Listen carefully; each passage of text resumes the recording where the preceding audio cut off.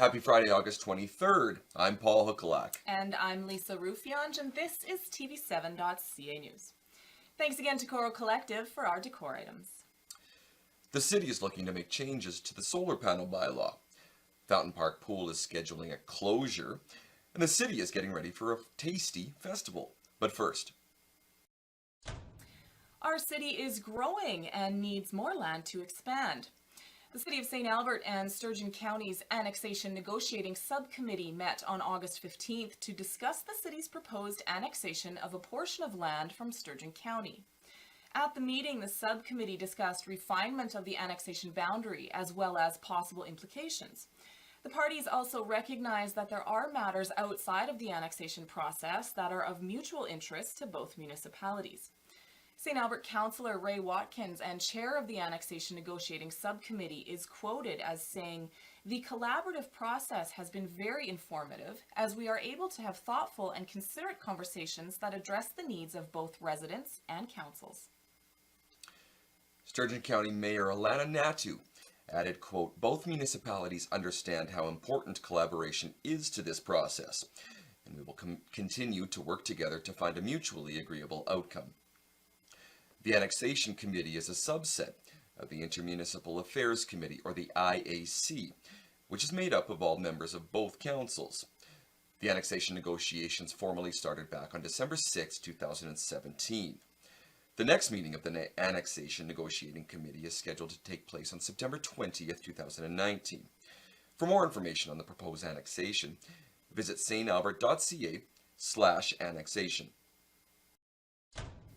Solar panels are now in the social consciousness as being an environmentally friendly way to produce sustainable energy, and the city is proposing a land use bylaw so that businesses located in the Campbell Park, Riel Park, and South Riel Commercial and Industrial Services land use districts will be able to install solar panel devices and structures on the ground.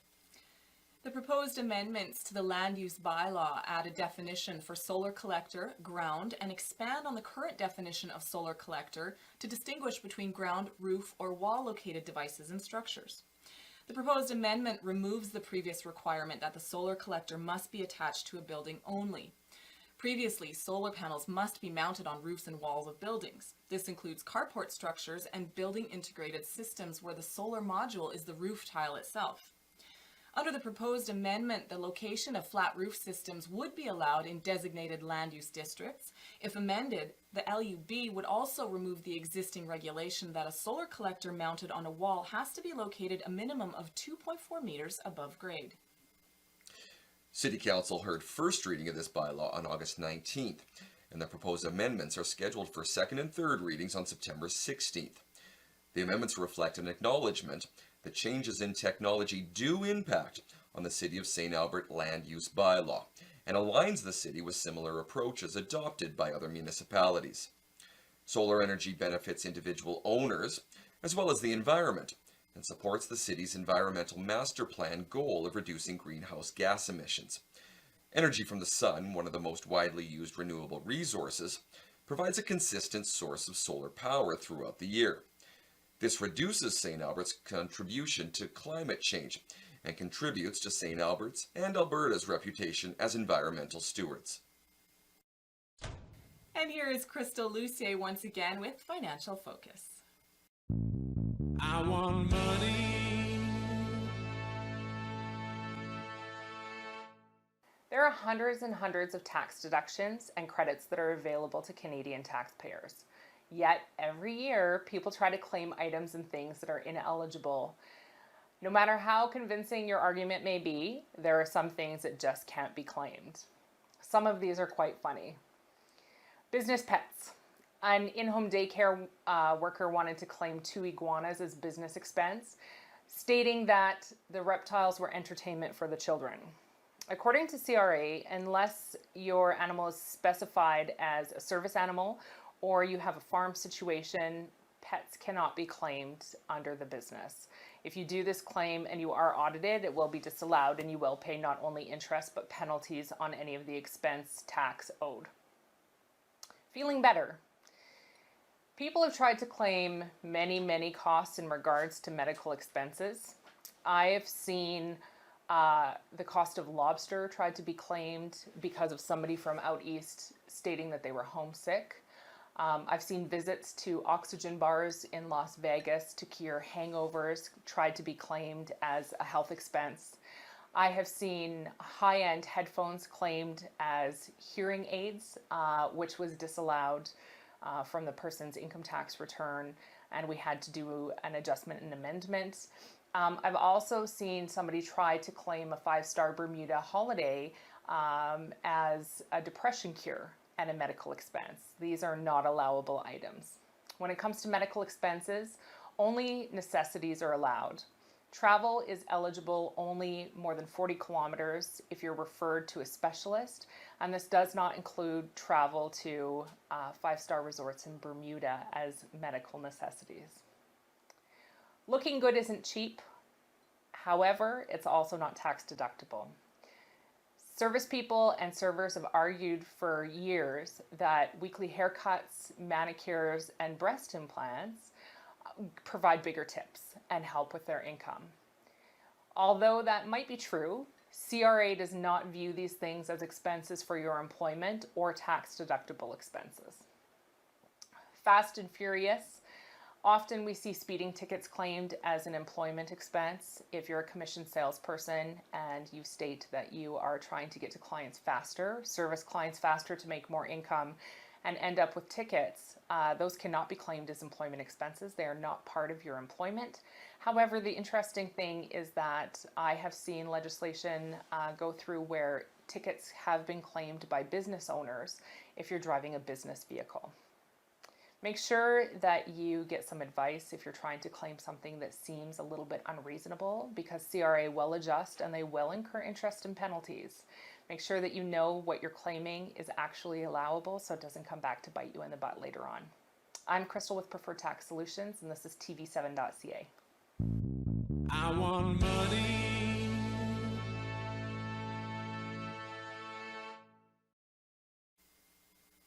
Saint City Pizzeria has new owners.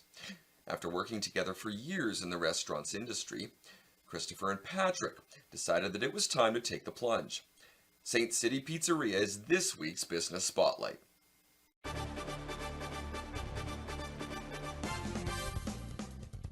Hi, we're Christopher and Patrick Erlandson of Saint City Pizzeria. Come on down and give us a try if you want quality food for a good price. Saint City Pizzeria is a local St. Albert pizzeria specializing in hot food and of course pizza. We make a mean donair and a bunch of other stuff. Well, we're new guys, we're young, and we're looking to make a name for ourselves. We're focused on providing good food at a great price to the community.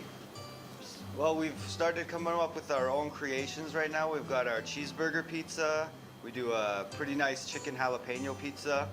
And we're experimenting again with kind of a barbecue chicken, maybe a Southwest chicken kind of deal. And we're always just kind of coming up with new flavors. We want to branch out from the traditional, just ham and pineapple, pepperoni, though we've got all the traditional recipes as well. Well, if you want an alternative to going to Tim Hortons and McDonald's every day, then we're here. I think we make some really good food. We put our heart and soul into it, and we take our time to make sure everything's done right. No shortcuts, no cut corners. If it takes a little bit longer, I think people are more than fine waiting a couple extra minutes for the quality.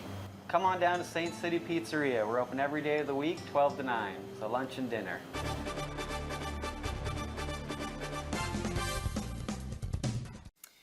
Starting tomorrow, Fountain Park Recreation Centre will be closed for its annual Spruce Up and will remain closed until Monday, September 9th.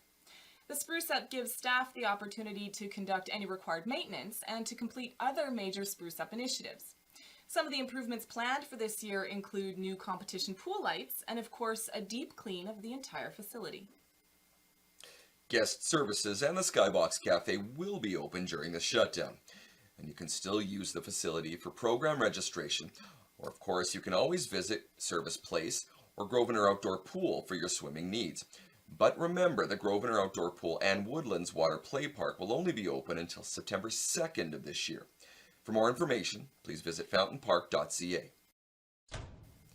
And thank goodness Michelle Parker's here weekly with Let's Get Fit.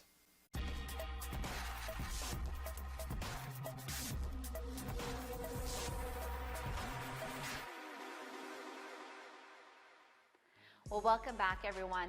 We're going to continue on with some food related tips for you. So today we're going to talk about preparing your meals in advance. So one of the best ways to stay on track with your nutrition is to prepare those meals in advance. Consider preparing and proportioning your meals over the weekend or perhaps in the evening for your week ahead. Having pre-prepared nutritious foods ready to go in your fridge makes it so much easier to stick to that healthy eating plan. Without it, our odds of grabbing a quick bite at a local drive-thru or picking up food at the neighborhood convenience store are just way too easy. And so remember, a little bit of food prep goes a long way. So everyone, we're gonna go back in for our move of the week. Today we're gonna be focusing on a squat to a shoulder press, and we're gonna be a little bit creative with it. There's lots of different tools around your home that you can use. Here, we're gonna be using our Libert, maybe a tire, maybe a med ball. Now at home, if you wanna add a little bit of added weight, think about grabbing a 2-liter water jug or a 4-liter jug. Fill it up and then bring it into your movements. So here we go. We're gonna be grabbing first with our Libert. So we're gonna pull in one of our Libert. All right. So like I said, we're gonna do a squat to a shoulder press. And I've introduced a few pieces of equipment here. Again, like I said, at home you might have a 2-liter water jug, 4-liter jug. Here we're gonna bring in what we refer to as our Liberts. So with our squat today, we're gonna go to a wide plie squat. So feet are wider than shoulder width, pointed out to 45-degree bend. And we're coming down and then pressing overhead with our Liberts. Now you might go a little deeper in the squat. You're gonna listen to your body and to your knees as you're going through this range of motion. Now if you have a bar like I do right now, you can also focus on squeezing that bar in or pulling it out to gain some added resistance, working both that upper body along with your lower body. Now what are some other things you might have around the home? Well, maybe you have a spare tire. All right, so this spare tire can also be used very similar to what you just saw. And we're gonna take it all the way down into that same squat and press it up for your shoulder press. Now you might choose to do a narrow squat to mix it up from time to time. Going into that chair squat with your feet about shoulder width apart. Now a little bit more conducive to what you might have around your home if you don't have that spare tire nice and handy. Grab that 2-liter jug that I talked about earlier, fill it up with some water, hold it very similar to myself in front of your chest, squat it down, and press it overhead. Now you can also get creative and you can add in a rotation, bring it up and down. Lots of great movements working both your lower and upper body, getting a great total body workout in with that squat to press. Everyone, as always, for TV7.ca News, I'm Michelle Parker. Have a great day.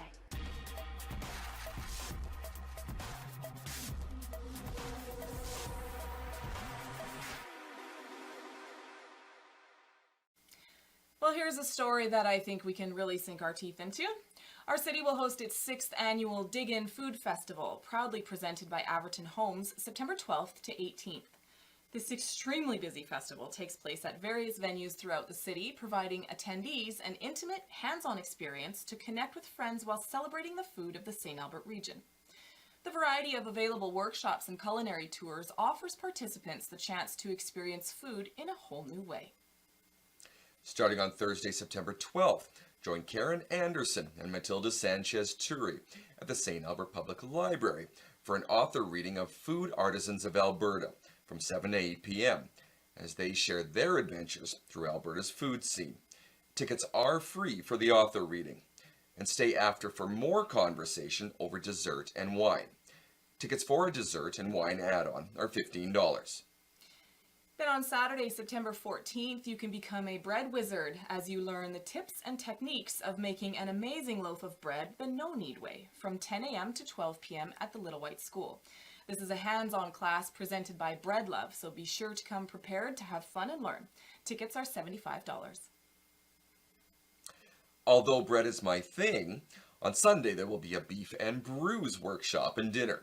Start out at Darcy's Meat Market to learn all about farming practices and to participate in a demonstration on taking down a side of beef. Next, move on to Endeavour Brewing for a brewery tour, which is more my thing, and a flight of beer. Afterwards, enjoy another flight of beer and a meal supplied by Darcy's Meat Market. Tickets for this event are only $75. And if that wasn't enough, on the Monday you can grab your friends for a night of creative crafting and wine in this fun fairy garden workshop from 7 to 8:30 p.m. at the Little White School. Spend the evening playing in the dirt with the wheelbarrow gardener as you build a fairy garden masterpiece. Desserts will also be provided and tickets are only $60. And on Tuesday, you can work up an appetite to justify indulging in St. Albert's Epicurean delights with a culinary bike tour. The tour starts at 6 p.m. at the Service Place parking lot, where you'll bike to Darcy's Meat Market, Appetite Global Cuisine, Endeavour Brewing and Skybox Grill, while enjoying each restaurant's local cuisine along the way. The bike tour is approximately 3.5 kilometers in length. Tickets are $65. Just in case you haven't got your fill yet, a culinary walking tour is scheduled for the last day of the festival. You will visit 4 shops and sample their delectable local offerings. The tour starts at 6 p.m. at Cranky's Bike Shop before heading on to Jano's Cafe and Bistro, Jack's Burger Shack, the Cajun House, and Confections Cake Co. This tour involves approximately 1 kilometer of walking and tickets are $65. Sounds like a fantastic festival, and I am hungry now. Yeah, I hear you. Sharon Gregoresh talked to Teresa Zip about hemp down at the St. Albert Farmers Market. We are called Zip Chicks Healthy Living, and so we do everything hemp. Okay, so when you do, what got you into doing everything hemp? So we were looking for a business that was going to be good for people and good for the earth. So hemp leaves a very small carbon footprint. It does so many wonderful things for the earth. Okay. So that fit with our values. And then eating hemp and using it on your skin is so good for us. Like, it's just an incredible, incredible plant. Okay, so you are down here at the St. Albert Farmers Market every Saturday, are you? Every Saturday. All right, and how long have you been coming to St. Albert Farmers Market? Since 2015. 2015, okay. Yes. So now some of your hemp products, can you tell me what you've got? So we've got edibles, right? Okay. Edible things. So we've got our basic hemp hearts, which you can use in smoothies, salads. You can make milk out of that. Okay. Use that milk in anything. We've got our Choco Cocoa hemp granola. All right. Really delicious, nutritious, full of antioxidants, and made with really good ingredients. Then we've got stuff for pets. We've got our Zippy a pet line. We've got a pet line, Zippy Hemp for Pets. It's our hemp oil, and it's really great for joints. It's good for their coat. It's good for their internal organs. It's So they got drink it, or they put it on food, and if your dog or Okay. cat's got hot spots, you can use it topically, but Okay. it is really, really good. We've also got some dog treats that are, well, they're actually vegan, right? vegan dog treats? And Okay. all gluten-free, organic Perfect. goodies. And then we've got our skin and body care. So for the summer, what's really nice is our bug spray, right? Okay. Our hemp wise to be in harmony with nature, safe for the dogs, so you know it's going to be safe for the kids. Okay, perfect. So we've got it's the hemp ladies, right? Yes. The hemp ladies. Come on down here straight across from St. Albert Place to St. Albert Farmers Market any Saturday and pick up some You of these bet. wonderful goodies. You bet, and it's all locally made. Our hemp grows out by Stony Plains, so Perfect. Excellent. Yes. Well, thank you so Great. much. Thank you. Be sure to check out Zip Chicks at the largest outdoor market in Western Canada, our very own St. Albert Farmers Market. It's open every Saturday from 10 until 3, all the way up until the weekend before Thanksgiving. As we talked about last week, the city will be renaming Ainsdale Arena to the Jerome Aginla Arena. The renaming ceremony takes place this Sunday from 1 to 1:30 with a free barbecue, street hockey, and of course public skating taking place right after and scheduled to last until 3. Residents are invited to attend the event and take photos and videos. Mayor Kathy Heron and members of council will be in attendance, as will Jerome Aginla himself, his friends, and his family. Jerome grew up in St. Albert and got his start in hockey playing for the St. Albert Eagle Raiders minor hockey team. In 1995, he was drafted to the NHL and played much of his 23-season career as the captain of the Calgary Flames. Iginla was an all-star player and Lester B. Pearson Award recipient. He played 1,554 games, scored over 1,300 points, and helped earn Canada a World Cup and 2 Olympic gold medals. This sounds like an amazing event. Did we ever find out how to properly pronounce his entire name? I don't know, I don't remember. I'm not going to try it. Nope. That'll do it for this week.